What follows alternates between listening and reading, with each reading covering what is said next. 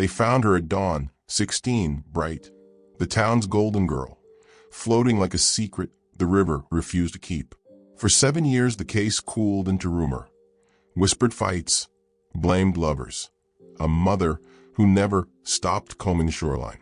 Then, in a courtroom packed with people who had stopped speaking to one another, a single strand of evidence, the kind of science the world was only just learning to trust, ripped open everything they thought they knew. Tonight, how a Louisiana 1982 cold case solved, arrest shocks community, and why the truth about Charlotte Hemps didn't set anyone free. Before we dive deeper, take a second to subscribe to Calis-Crime Vault and smash the like button. It's much appreciated, and keep these stories coming your way. Drop your state in the comments below, and let me know where you're watching from. The river was low that October morning in 1982, a ribbon of blue-green that slit through Baton Rouge the way secrets cut through families. People said the river had moods, slow and forgiving one day, black and hungry the next. On the bank near Spanish Town, a dog walker named Mrs. Langley saw a pale shape in the reeds and thought it was a pile of clothing until she stepped closer and realized it was a girl. Charlotte Hemps was 16. She'd been a junior at Capitol High, homecoming queen material to people who only knew her for her laugh and the way she skated past lockers, as if the world were a stage and she for a while the lead. Her hair was cropped because she'd been trying something new. Her parents liked to say she had an old soul and a bad habit of staying out too late. That morning the river claimed her like the end of a story that had been building heat and whispers and small cruelties for months. The first headlines called it an accident. The county coroner said drowning. There were no obvious signs of a struggle. But neighbors talked, and neighbors have a way of turning silence into evidence. A fight in the parking lot outside Lenore's Coffee. 2 girls arguing until a teacher pulled them apart. A boyfriend earnest and messy, whose temper got blamed for more than one of the town's late nights. College kids from nearby southern state who drove into town and kept secrets like luggage. Rumor threaded through Baton Rouge like Spanish moss. Detective Raymond Ray Boudreau had been on the force for 12 years. He'd seen things that taught him to mistrust tidy answers. When he first walked the bank and looked at Charlotte, he didn't think of rumors. He thought of the small, sharp details. The scrape on her palm, the mud line on her jeans, the way her scarf, a bright, mismatched thing she often wore, had been wrenched loose and lost. These were the things that whispered. Someone had been with her, and the river had not simply decided to swallow her by mistake. The investigation opened like a book with missing pages. Friends were interviewed, lovers were questioned, and the girl's closest companion, Elise Marlowe, a freshman at nearby Southern State, was asked to come in for a statement. Elise and Charlotte had been inseparable that summer. Photos surfaced of them on the town pier, laughing, holding each other's arms like they were defending a secret. In photographs, the world looks complacent. In memory, it becomes argument. Elise was 21 then, older by years, but young enough to get swallowed by the gravity of accusation. She had a steady, taut jaw and a way of looking at people like she was measuring whether they had currency. In interviews, she was composed, and the town liked her because she came for money and because she trafficked in opinions that made some people uncomfortable. The first time Ray interviewed Elise, she claimed she'd dropped Charlotte off at the corner of Willow and 3rd. They'd had an argument, she said, a stupid fight over someone's attention, and Charlotte had left in a flash. We argued, Elise told the detective, but we always did. We were kids. She left mad. I didn't hurt her. There was no sign of violence on Elise's hands. She offered an alibi, a dorm mate, a midnight study session, receipts from a cafe. It was plausible enough, and for months that was where the case stalled. On plausible, on the weight of 2 versions that seemed to cancel each other out. The Hemps family were the kind of people the town respected. A father who worked nights at the paper mill. A mother who did the church organ on Sunday and called everybody bless your heart with the kind of sincerity that makes a neighborhood believe. Charlotte's parents were broken in a way that was visible. Her mother, June, sat at the kitchen table in a bathrobe for weeks, hands wrapped around a mug that had gone cold. She played back every minute of every day Charlotte had ever been away, trying to find meaning in the small and the stupid. Cases like Charlotte's are messy because people are messy. Witnesses contradicted themselves. A boy who claimed he'd seen Charlotte fight with someone the night before was traced to a cousin's porch. He'd been drinking. A man in a truck said he had dropped a girl on the bank that night, but then told police he couldn't be certain it was Charlotte. People didn't want to implicate friends. They wanted to keep their own reputations intact. Baton Rouge had a way of keeping its own. In the months after Charlotte's death, Caleb Hemps, her older brother, walked the river every afternoon as if he expected it to cough up answers. He carried a cigarette he never lit and asked baristas for change like he was buying time. He wanted a case solved. He wanted somebody to say the name of the person who had walked away and let his sister die. But the case cooled. Files were closed as undetermined.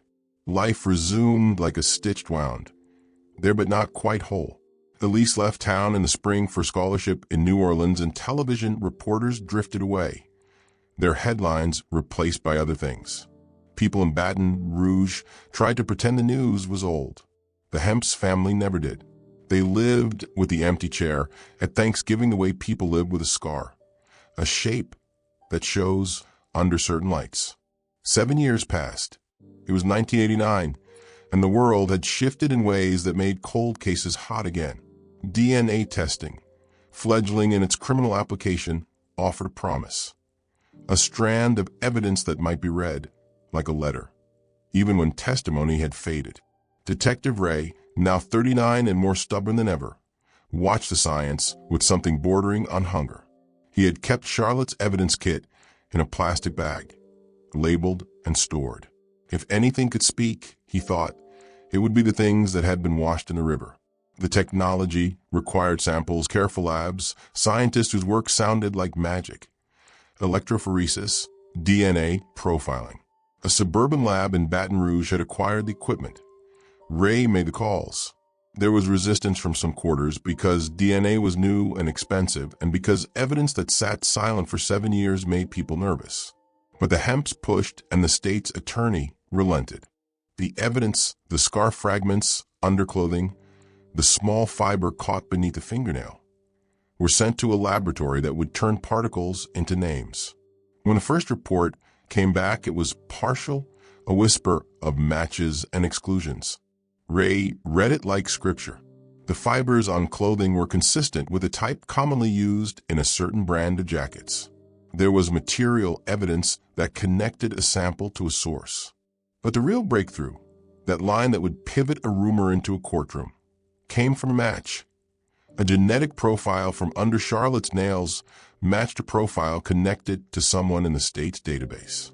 Elise Marlowe's name surfaced not because Ray had kept her under surveillance, but because life, in the form of traffic stops and other investigations, added her to a database. Small choices, a parking ticket, an arrest for a protest, had created a footprint. The match was not perfect, it was a probability. It named Elise as a person whose DNA could not be excluded. For the prosecution, that is the pressure point from which narrative grows. When the warrant was served, the town held its breath. Elise had been living in Baton Rouge again for 2 years, teaching at a private prep school and keeping her head low. The morning the officers knocked on her door, neighbors watched from their porches. Elise, when she answered, looked like someone who expected the world to fall in on her, but had built a face that refused to crack. She was arrested on charges of murder. The words landed like thunder. Some people cheered, a small, ugly celebration that felt like revenge. Others wept because the town had been living in a cage of suspicion for years. For the Hemps, the arrest felt like someone handing them a compass after they had been lost for so long. For Elise's family, a line had been crossed into something irreversible. The trial that followed was less about physical violence and more about competing stories. The prosecution wove a narrative. 2 girls, a heated argument on the night Charlotte died. Elise followed. Things escalated. And in a moment of anger, Charlotte was pushed. The river, cold and accepting, took her. The DNA evidence, The prosecution argued, tied Elise to contact with Charlotte that contradicted her statements. For the defense, it was a different music. The DNA was inconclusive. The evidence had been contaminated by poor storage. The memories of witnesses were unreliable. They painted Elise as a scapegoat, a girl people wanted to blame because she was different and because the town's moral compass needed a point of focus. Courtroom drama has its rituals. The thunk of gavels, the hush of the gallery, the steady voice of the judge. In Baton Rouge, families sat on opposite sides of the aisle. Charlotte's mother, June, listened without moving, her hands cupped around a Kleenex, as if she might be able to salvage the texture of her daughter from the papers in front of her. Elise's father sat rigid in the defense section, a man who had taught his daughter to tilt her chin in the face of storms. The town's camera crews filmed faces that had once shared coffee at the same diner. Eyewitness testimony proved complicated. A waitress recounted seeing Charlotte leave a party with Elise and a boy named Marcus. A man walking his dog said he'd seen two girls arguing near the river just after midnight. But memories, even honest ones, fray. Some of the townspeople had grown to hate each other for reasons the trial did not resolve. What made the courtroom pulse, what made viewers sit forward in their chairs, were the raw moments. When witnesses wept, when the defense cross-examined with clinical cruelty, when June Hemps rose to speak and could not find her voice. And then something unexpected happened. An old friend of Elise's, a woman named Carla, who'd been at Southern State with both girls, walked into the courtroom one afternoon and asked to speak. Carla had been a peripheral figure in the original investigation, someone who'd moved to Texas and kept her mouth shut. Under oath, she recounted what she had told no one, a confession born out of guilt. Not a confession of murder, she said, but a memory of a conversation in which Elise and Charlotte had argued intensely about a boyfriend. Carla said she had heard Elise threaten, in the fog of anger, that Charlotte would learn the price of betrayal.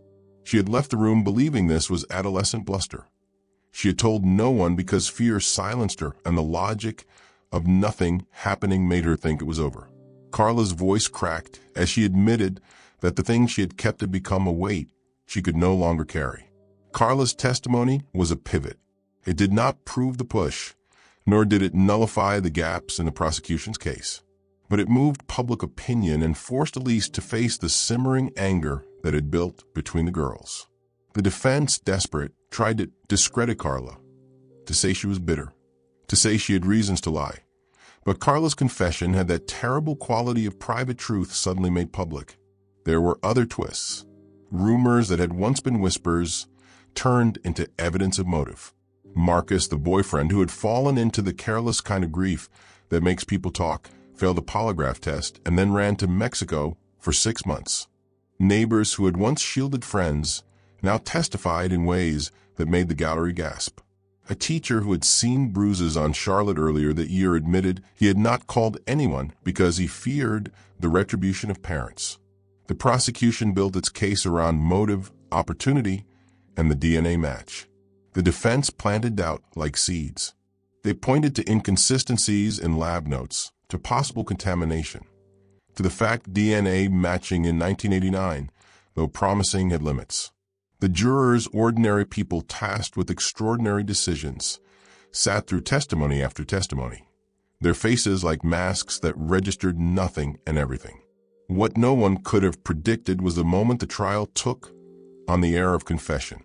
In a private conversation caught inadvertently by a reporter who had recorded an off-the-record conversation, Elise was heard admitting something different from what she would later testify. The audio was leaked. The town listened, and the leak became a fire. Elise's words were halting, but she said she had pushed Charlotte. A brief, sharp statement that contradicted her earlier denials. The recording was damning, but defense lawyers raised the stakes. Was the context clear? Had Elise been speaking hypothetically? Was she suffering from guilt and using shorthand words that didn't mean what they sounded like? When the jury retired, the town held its breath for another stretch of days that felt like waiting for a verdict in a weathered storm. People who had not spoken to one another since the afternoon after Charlotte's funeral found themselves in the same pew at church, fingers working the same hymn book like an apology. The verdict was guilty on manslaughter, not murder. Elise's sentence was less than some wanted and more than others would accept. To the Hemps, the verdict felt like someone naming the shape of their loss. To Elise's family and friends, it was a sentence that erased potential, a consequence cruel in its permanence. But trials rarely close the wound. The courthouse steps emptied into a town that had been changed by suspicion. People replayed every interaction with one another, trying to rearrange the past into a chain that made sense. Some families left town. Some marriages ended. Others were mended in private, their seams visible only to them. Caleb Hemps found that the verdict didn't steady him. It only taught him what closure wasn't. Years later, the story kept being retold the way old, important stories are, with different emphasis depending on who tells it. Television producers called. Book offers came.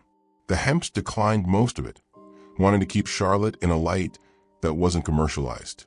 Elise, from her cell, wrote letters that said sorry in sentences that failed to reach the depth of what was expected. She claimed the push had been a panic shove not meant to kill.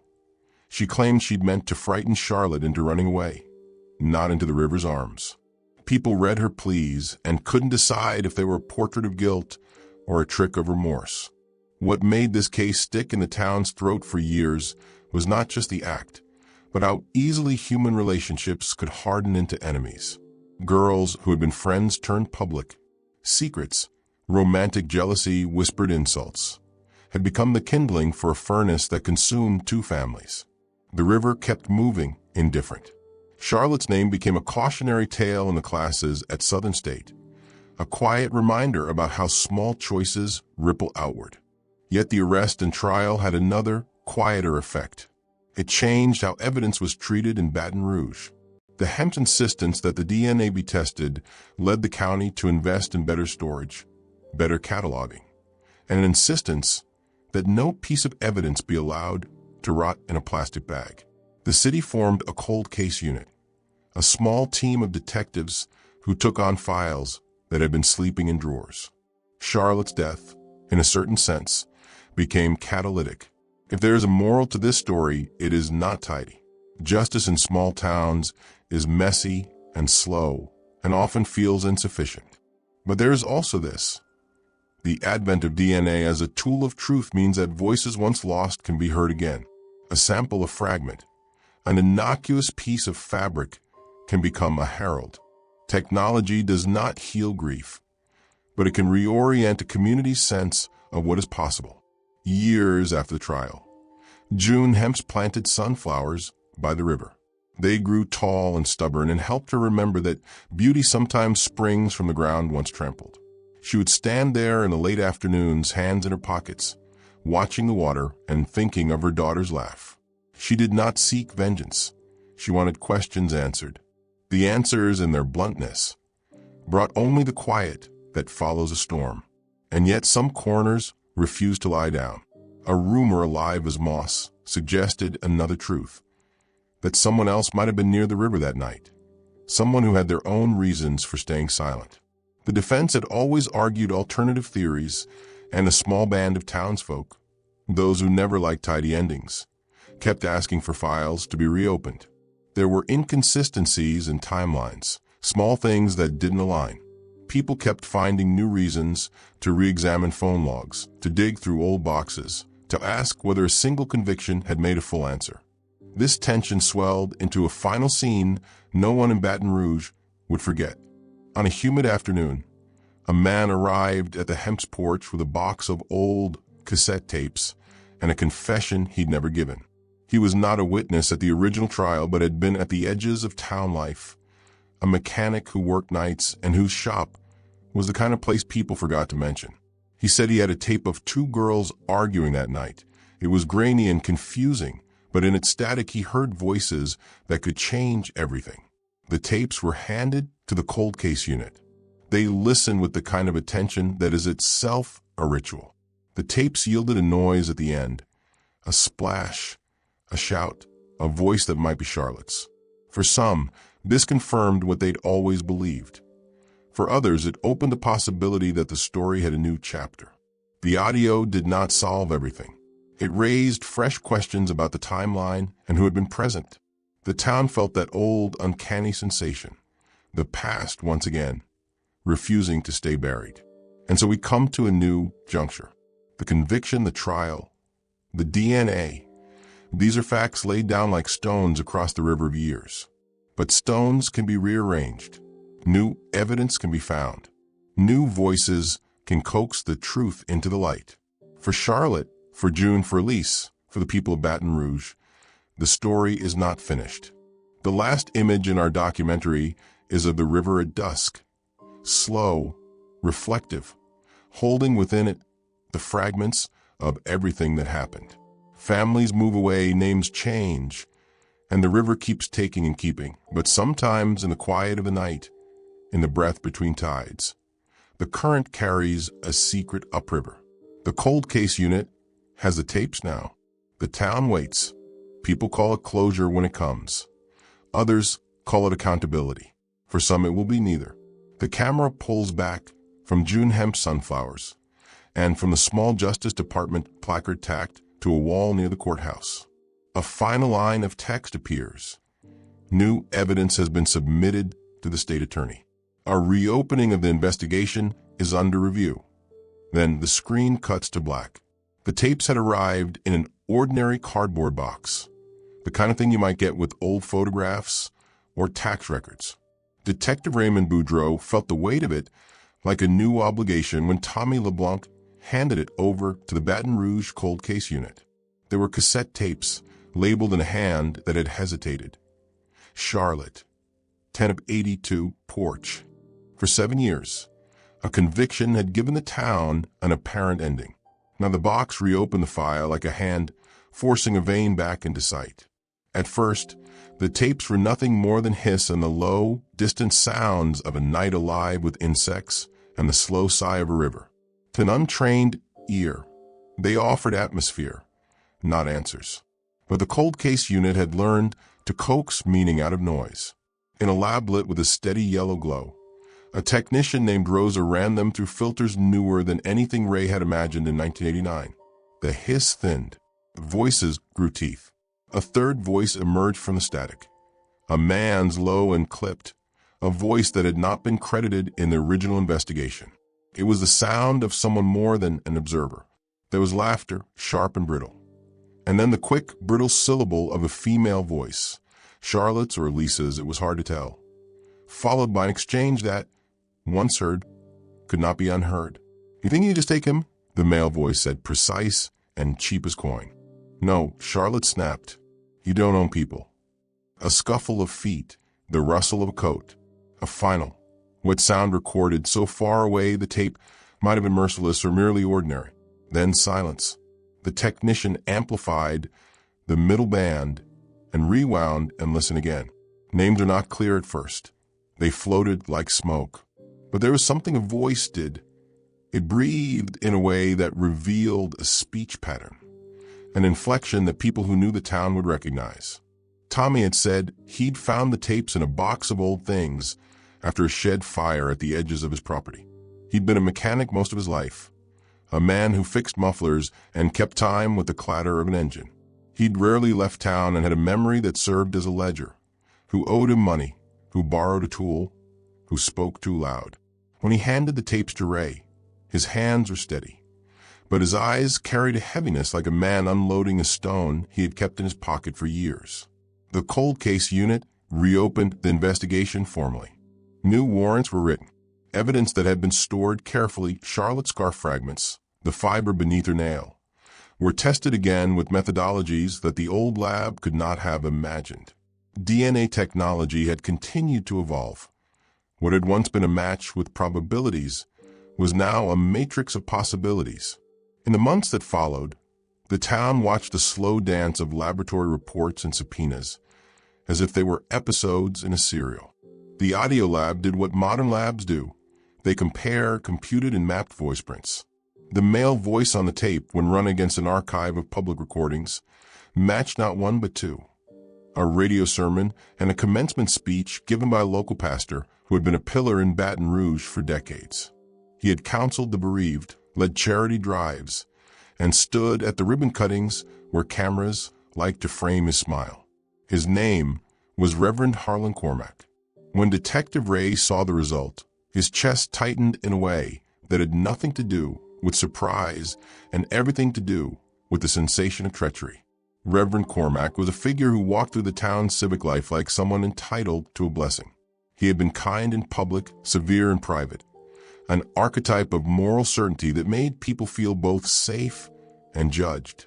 If a man like him had been near the river that night, the implications unspooled faster than anyone could write them down. Arresting a man of the cloth would change town. Baton Rouge had already been rearranged by the earlier conviction. Now it was about to be rearranged again. The warrant was executed quietly at first. Cormack's church, a brick building with stained glass eyes, was filled with parishioners when officers walked through the doors. Cameras swarmed, and hashtags bloomed across early internet forums. For some, the arrest felt like a vindication. For others, like sacrilege. Inside the interrogation room, Reverend Cormack's hands were folded as if in prayer. He smiled the faint smile of a man who had rehearsed his defense in the small hours for years. "I was there," he said after long minutes of silence. He did not offer the kind of denial Ray had expected. He offered instead a sort of weary confession that rolled like thunder under a sky that had been gray for too long. But confession is a shape with many edges. Cormack told a version that both absolved and indicted. He said he had been at the dock that night, that he had watched an argument, and that he had tried to separate the girls. He said he had stepped between them, that Charlotte had struggled and slipped. He described pulling at a scarf, trying to drag a panicking child back from the edge. His voice trembled when he spoke of the river swallowing the girl, but he insisted he had not pushed her to her death. The town was divided as the trial of Reverend Cormack unfolded. Supporters called him a man betrayed by an imperfect recording and sensationalist police work. Others insisted the voice was the voice of someone who had been there and had a motive that now read like a ledger. Reverend Cormack had been involved in clandestine relationships with younger women in the area, some of whom had sought guidance and sanctuary at the church. Rumors of power and control had always drifted, but had never coalesced into evidence. The tape gave those rumors teeth. Carla, who had testified at Elise's trial and whose conscience had already unlatched her tongue once, came forward again. She said the Reverend had confided in her months after Charlotte's death that he had been at the river that night. He had spoken in the kind of guarded half-phrases that feel like secrets offered as absolution. Her new testimony was the kind that bends trials. A private memory turned public that corroborated the tape's implication. But courtrooms are built to host doubt, and the defense was careful.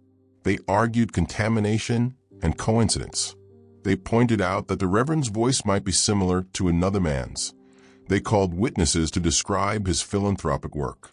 The townspeople, who had been searching for moral clarity, watched the legal ballet with a weary hunger for a conclusion that could be wrapped and placed on a mantle.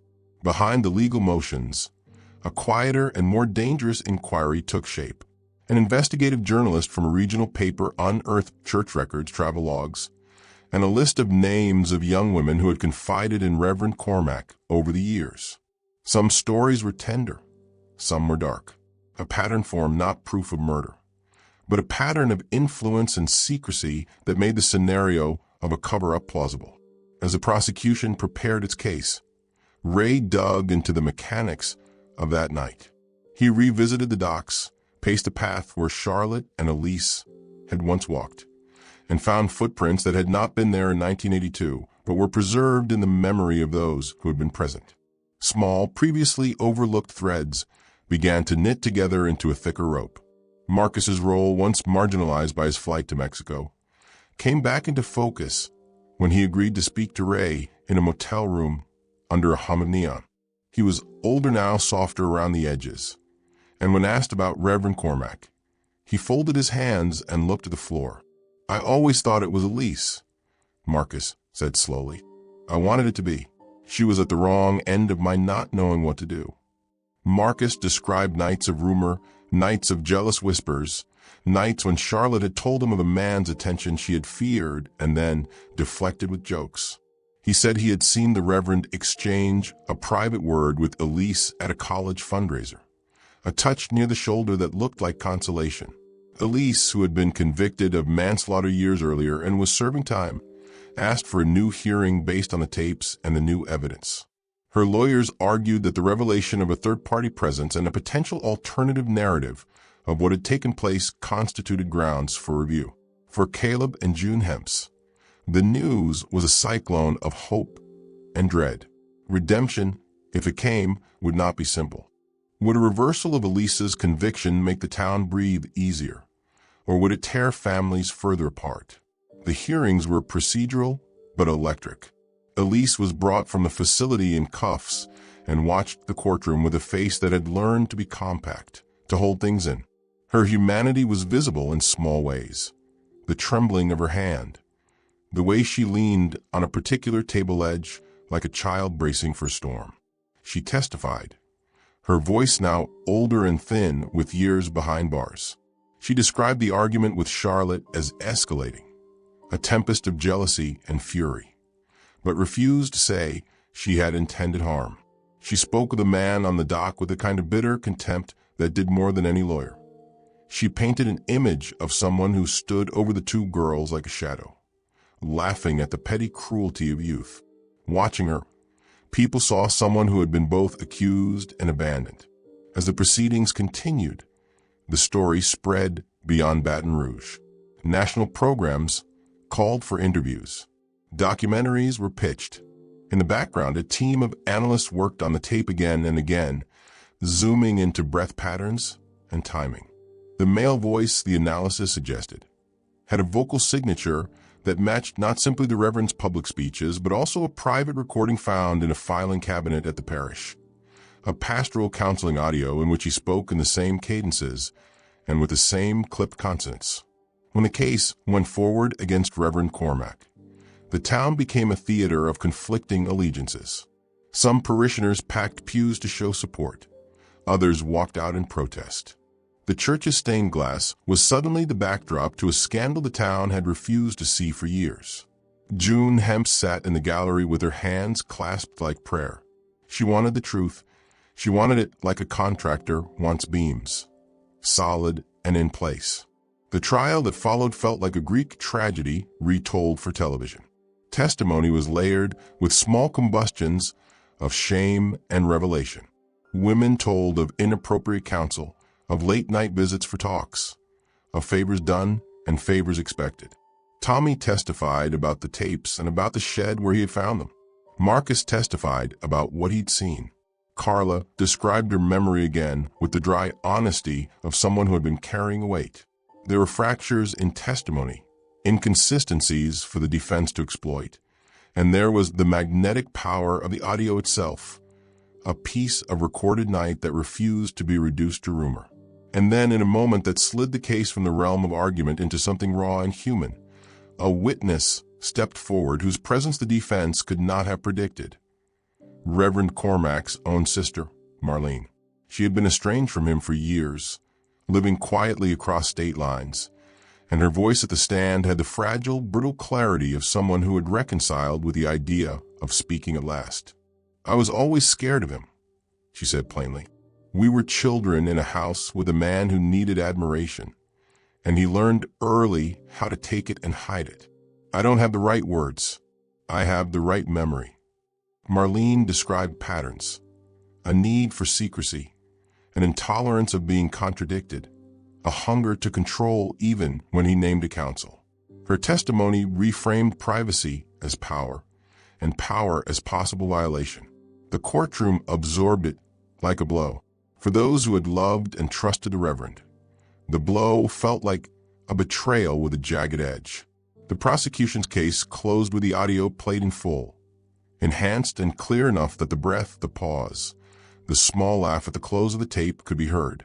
The male voice's words, when they came, landed like authority. "I said, calm down." The voice said on the recording, "It'll be done. She'll be quiet." For some in the gallery, The line was evidence of intent. For others, it was ambiguous. The jury deliberated long into the night. The town's rhythms had been unsettled. Families argued in kitchens and barbershops.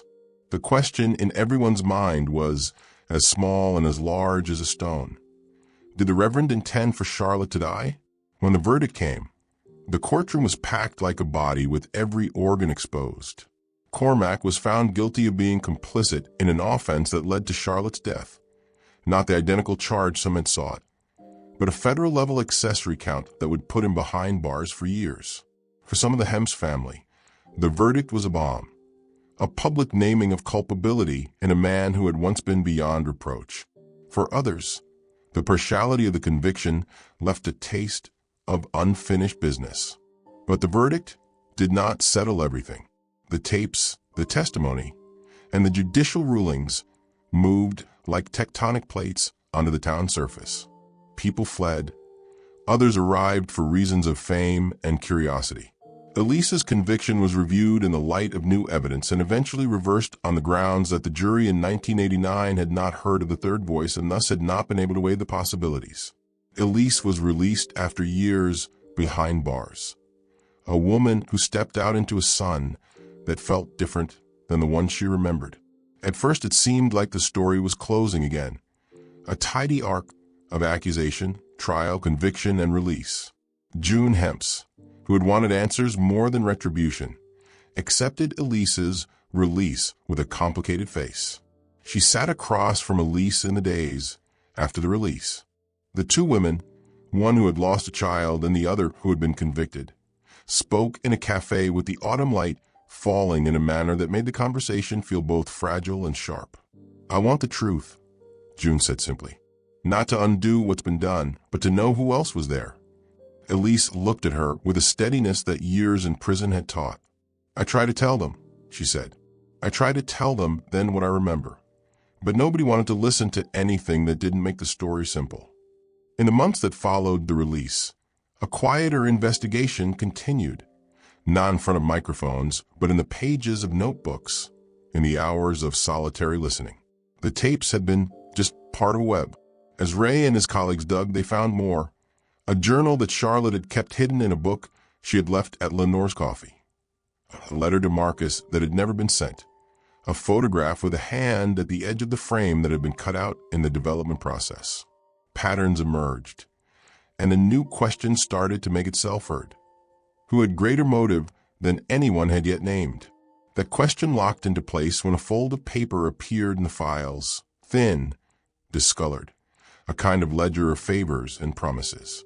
It named names, transactions recorded like debts between people who thought their records were private. The list included not only parishioners and business owners, but also a name that had not yet been spoken aloud in connection with Charlotte's death. A city councilman, respected and reclusive. A man who had been at the heart of local decision-making for decades. When brought in for questioning, the councilman at first laughed, which a detective described later as a laugh that did not reach the eyes. He denied involvement in any way and scrupulously avoided the conversation of what he knew about the Reverend's private life.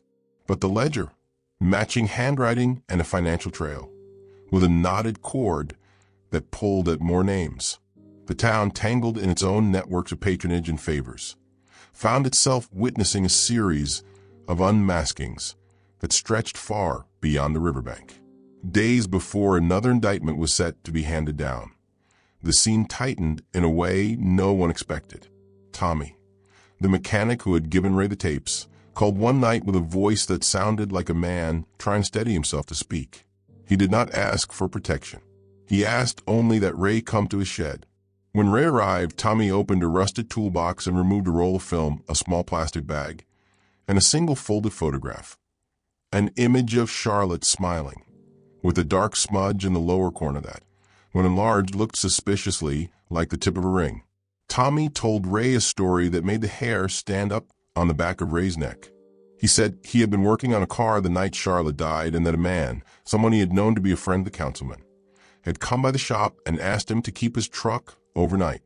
The man had blood on his cuff, Tommy said, and he'd smelled faintly of river and of liquor. Tommy admitted he had sold that night's silence for the convenience of not having to tell the truth. He had been paid in cash and in the promise of friendship. It was a kind of small bargain that protects reputations and buries guilt. When Tommy gave this to the cold case unit, he did not come forward as a hero. He came forward as someone who had finally had enough of carrying the weight of his own silence. He showed a check he kept, a small payment made weeks after Charlotte's death. It was signed in a way that matched the handwriting in the ledger. The web had become a net. The net closed with shocking, almost cinematic speed. Warrants, arrests, raids. The councilman, a mid-level official, was taken in for questioning and charged with obstruction and accessory after the fact. As investigators followed the paper trails and witness threads, more names surfaced. Some of them so embedded in the town's institutions that their removal felt like removing foundation stones from a building that everybody still had to use.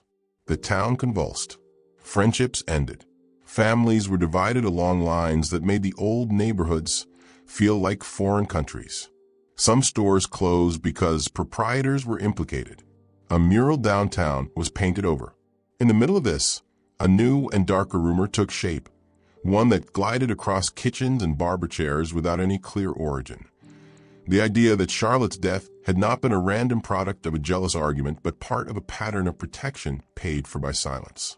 One late evening in the courthouse, as cameras focused on the steps and the press circled like flies, a box of documents arrived from an unlikely source. A retired postal worker who had been dying and who confessed that decades earlier he had intercepted a letter. The letter had been addressed to a name that connected to yet another cluster of rumors, a name that belonged to someone who now sat in the gallery of the courtroom as a free man and a respected citizen. The letter alleged a meeting on the night Charlotte had died and a discussion that read like an instruction manual for making silence look like accident. The trial that followed was the kind that changes towns. More than one person pled guilty to obstruction. Others named names in hushed, bargaining statements that let them go with less severe penalties. That is how justice sometimes moves, through trade-offs, through the willingness of some to give up others to avoid harsher consequences. And then the final act arrived, not as a slow legal resolution, but as a live, public unraveling that shocked everyone who thought they had watched the last scene. It happened during a late hearing when the prosecution called a witness who had until then been peripheral. A young woman who had been Shirley Camden, a social worker in the 80s, now grown old. She took the stand, and her hands trembled like a bird's. She told a story that made mouths fall open. Shirley said she had been entrusted once with a counseling file that had been misdelivered. She had read pages written by Reverend Cormack and by the councilman, notes of conversation, references to places and times and names. Those notes had described a plan, not a plan to kill, but a plan to silence a scandal that threatened the social order. A plan to intimidate Charlotte into leaving town and to ensure that any fallout would be kept out of newspapers. Shirley described how she had, terrified and naive, folded the paper and put away. She had been young and afraid of powerful people. Then, months later, Charlotte's body had been found in the river. Shirley said she believed then that the paper had been a threat that became reality. Her testimony was a charge in and of itself. When asked who else had been in on the plan, Shirley looked across the courtroom and named a group of people who had once been central to the town's social fabric. The councilman, a business owner, and one man who had been the quietest of them all, a man who had been Charlotte's biology teacher at Capitol High, a man everyone liked because he simply kept to his lab and his microscopes. The name shocked because it belonged to someone who had been assumed safe, a man who had stood at the school's awards night and handed certificates to students with a smile that had always seemed benign. That man was called to the stand. He was pale and tremulous. Papers rustled. He spoke with a voice that tried to be steady and failed. He admitted to seeing Charlotte and the Reverend in a heated meeting weeks before she died. He admitted he had been present at a later meeting where strategies to quiet rumors were discussed, euphemisms for threats. But he denied physical involvement in Charlotte's death. The prosecution pressed. The defense flailed. Then came the blow that made the entire courtroom lurch. A recorded apology. One that had not been public. Tommy the mechanic had recorded a confession he had once made to a friend and had never intended to use in court. In it, he described a night by the river in blunt, small details. The way boots squeaked on the dock. The way a hand had gripped a shoulder. He described a shove, not violent in his telling, but enough. And he named the man who had pushed.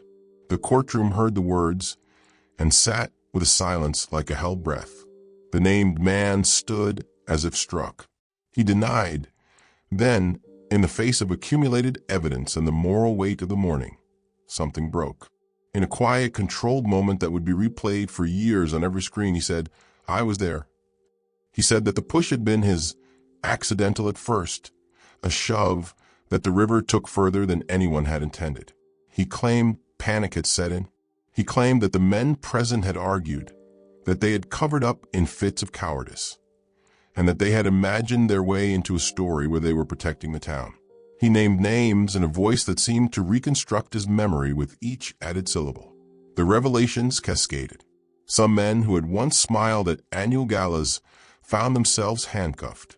Families broke on camera. The town sense of self, of being a place where everyone more or less knew where they stood, was replaced by something raw and new. The final, chilling moment came as the men were being let out. A reporter from a local station asked one simple question into a live microphone. Why Charlotte? The man who had finally admitted his physical role stopped and looked at the camera. He had been a teacher. He had been liked. He had now admitted to a breach that felt like sacrilege. Because we were afraid, he said simply. Because we thought removing one problem would protect the rest. The words landed like a verdict beyond law. They were not a legal sentence. They were the moral recognition that fear hid in plain sight, and that a town had sometimes chosen its reputation over its children. People in the gallery gasped. Some sobbed.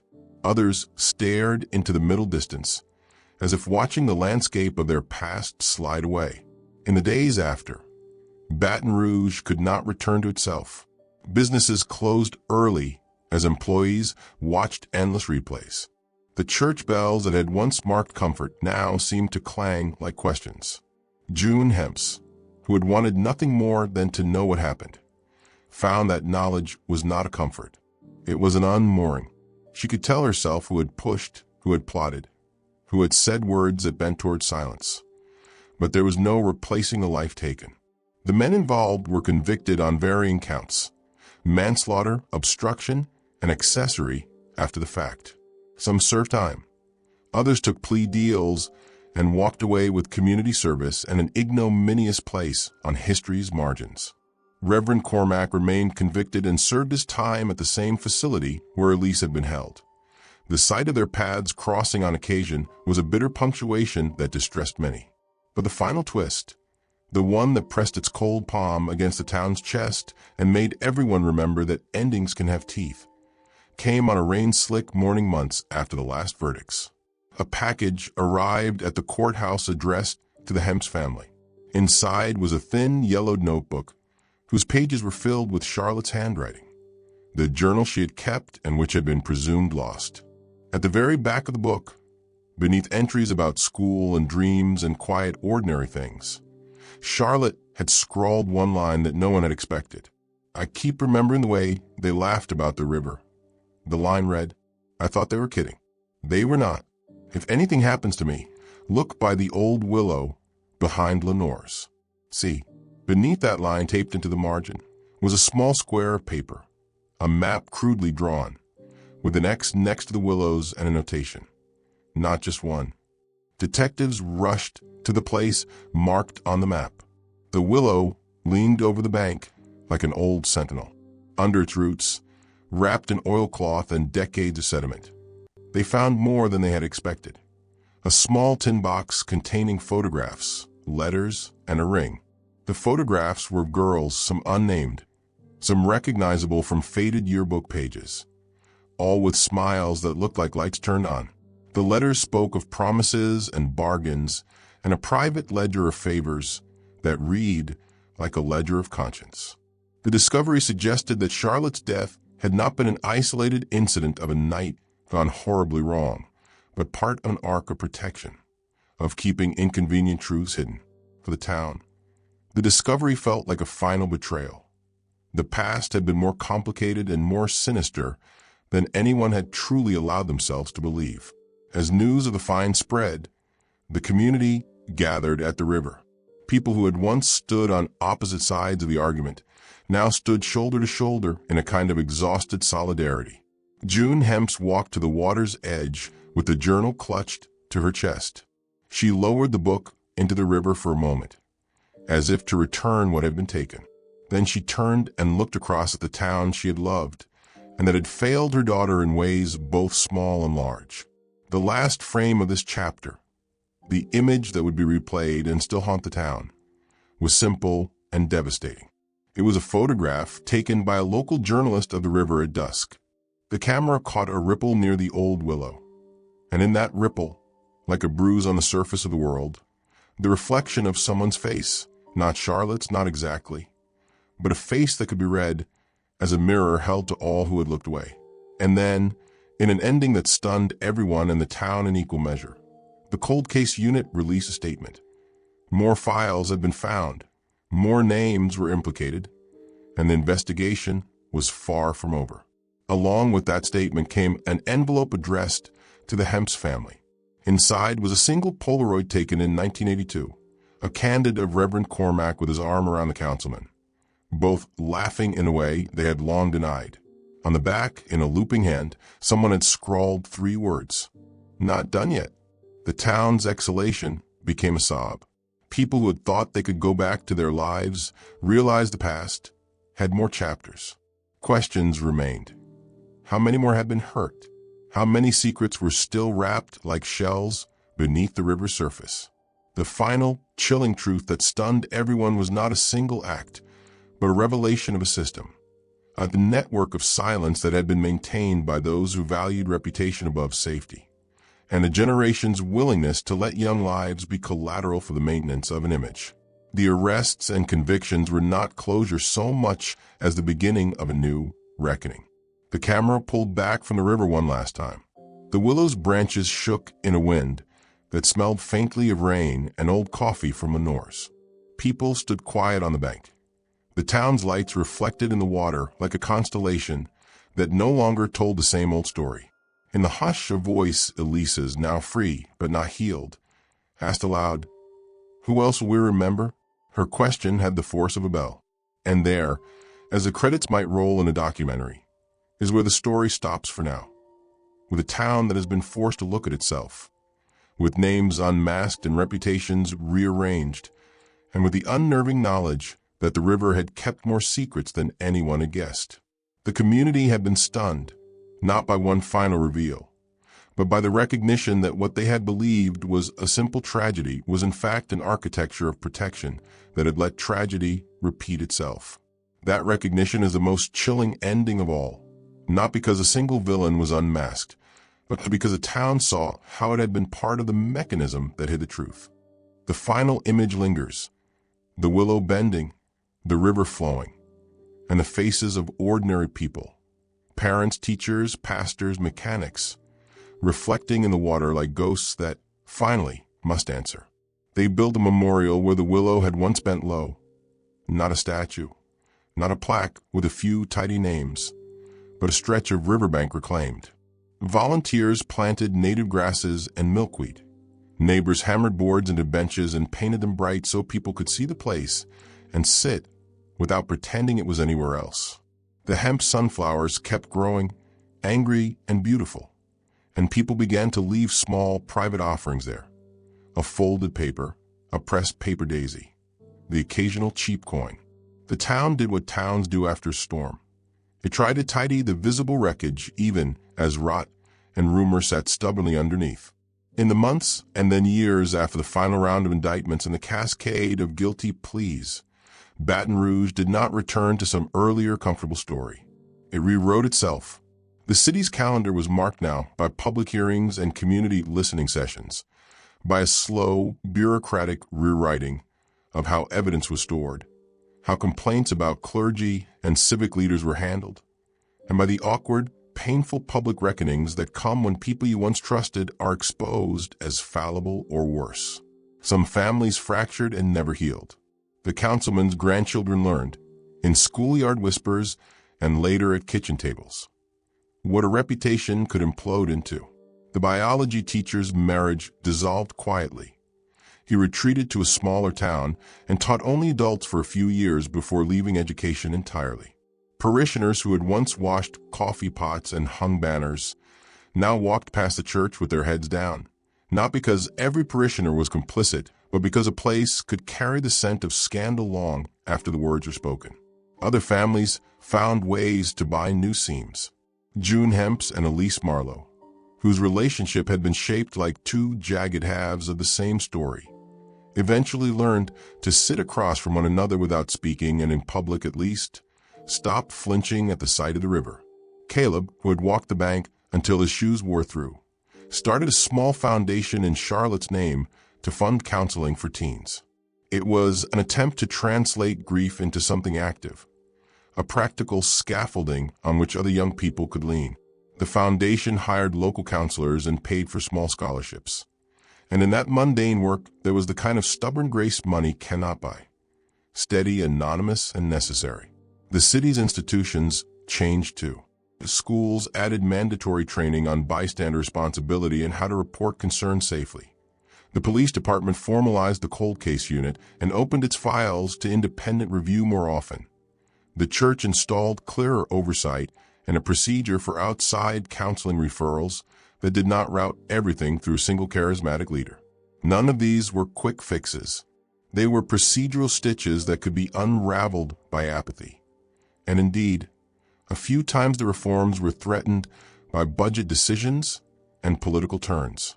But the social memory the town now carried, that a river could hide a cost paid by a child, proved stubborn. Caution became a kind of civic virtue. Economics and days changed. The diner where Charlotte once ate breakfast put up a small framed photograph of her, a candid smile caught on film. And the customers who once argued over politics now sometimes found themselves talking instead about what it meant to live in a town that could do both harm and repair. A new generation of young organizers, some of them barely adults when the scandal broke, started meeting in that diner and at City Hall to push for transparency and for small offices where teens could report concerns without fear. They made it their project to turn the shadowed parts of civic life into something a little harder to hide. The long-term emotional toll was less tidy.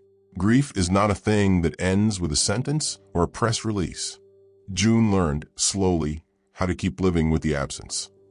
Her mornings became rituals of small survivals, a pot on the stove, a carefully folded napkin, a call to Caleb that no one else could know the script of.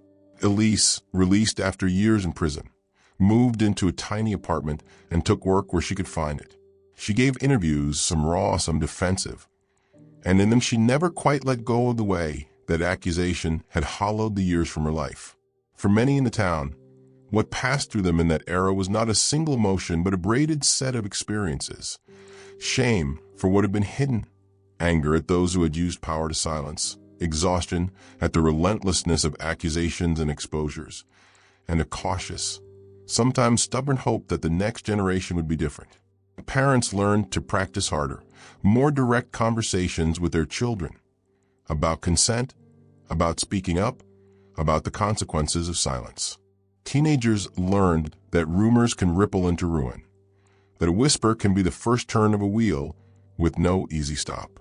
The schools and the foundation ran programs that weren't flashy but were consequential.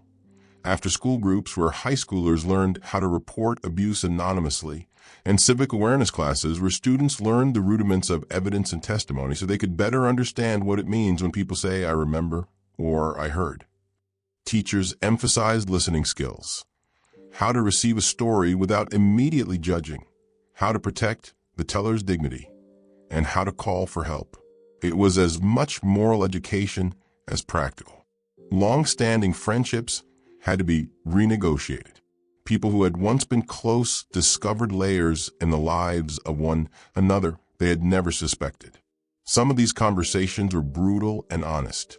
Others were quietly evasive, relying on the old instincts to preserve a friend rather than to demand accountability. Forgiveness was sometimes offered and sometimes withheld. The town ultimately learned that neither choice guarantees peace. For many, the simplest remedy was small acts of repair, showing up for a neighbor who was struggling, teaching their children to say the names people matter, and crucially, building systems that let concerns be aired safely rather than in back rooms or with clandestine cash. What the extended families went through was a kind of prolonged redefinition. In households where an accused man had once been treated as a patriarch, the children had to imagine a future with a different map. In households that had been the targets of rumor and suspicion, there was the long work of proving day-to-day trustworthiness to a community that had been trained by the scandal to expect the worst. These are awkward, sometimes humiliating processes. Family reputations resoldered, old stories retold with new emphasis, and some members simply moving away, a private divorce from a place that had once been home. There was also the quiet work of memorialization. The Hemps Foundation scholarship paid for a bench at the community college where Charlotte's friends could sit and study. A yearly reading now took place on the anniversary of her death, where townspeople read short essays and letters about accountability and care. These rituals were not cathartic in the instant sense. They were the slow, stubborn work of making memory a public good rather than a private wound. To the younger generation, the teenagers and 20-somethings who would inherit a shaken town with better systems, but also with a legacy of damage, there were 3 practical pieces of advice that rose from the wreckage, simple enough to speak aloud and concrete enough to act upon. First, speak early and safely.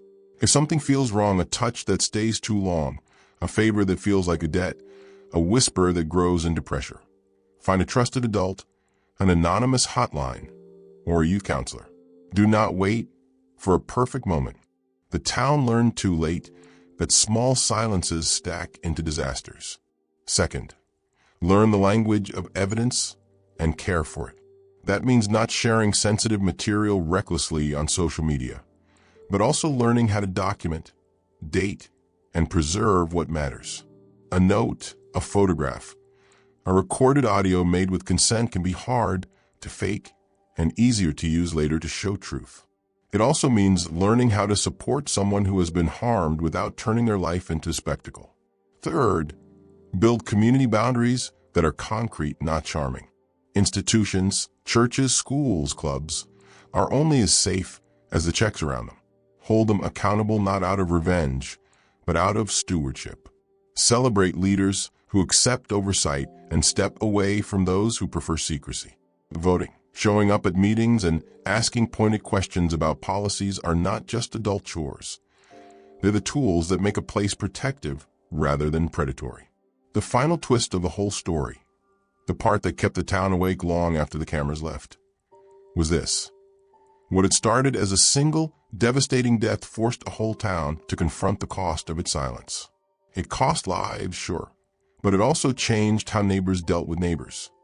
It made public life harder in the short term because truth is barbed, but it made trust a more intentional thing afterward. If there's a last quiet image to leave with, it is not one of victory. It is June Hemps, older and smaller in some ways, but steadier, standing by the river as a new class of students. Ones who had grown up with the story, came down to learn how to test water and plant grasses. She handed them a trowel. They dug a small hole and pressed in a seed. A child asked her, shyly, "Will it change things, ma'am?" June looked at the young faces, the ones who would inherit the work, and nodded, not with certainty, but with a kind of pledge. "It changes the ground," she said, "and changing the ground is where everything starts. That is the town's true inheritance. Messy, costly, imperfect work. Not a tidy ending, but a stubborn ongoing effort to make sure that the river keeps nothing that deserves light." Before you go, make sure to hit subscribe and share, tap like, and turn on notifications, so you'll never miss the next Mystery Solved Cold Case videos. We truly appreciate your support. Thanks for listening and watching.